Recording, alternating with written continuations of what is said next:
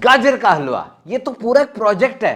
पहले गाजरें खरीदी जा रही हैं, मंडी से आएंगी कि यहीं से खरीद लें, सस्ती वहां से मिलेंगी, फिर अब उनको छीला जा रहा है, सारा घर इन्वॉल्व है, और फिर उसके बाद उसको चढ़ाया गया, इंतजार किया गया, फिर पकने के बाद सबने मिलकर खाया। एक मिनट एक मिनट, ये मैं क्या बातें लेकर बैठ गया हूं, इतना बड़ा प्रोसीजर। अब तो ऑनलाइन का जमाना है जनाब, एक क्लिक किया, गाजर का हलवा आपके डोर स्टेप पर आ जाएगा। लेकिन याद रखिए, मेहनत के साथ जो चीज पकाई जाए या कमाई जाए, उसका मजा ही अलग होता है। और फिर गाजर का हलवा सिर्फ खाना नहीं है, ये सर्दियों का जश्न है। और अगर ये घर में पका हो तो इसमें कैलोरीज भी हैं, गर्मी भी है, खुशबू भी है, मोहब्बत भी है, सबका मिलजुल कर बैठना भी है, हंसी मजाक भी है, और भी बहुत कुछ है।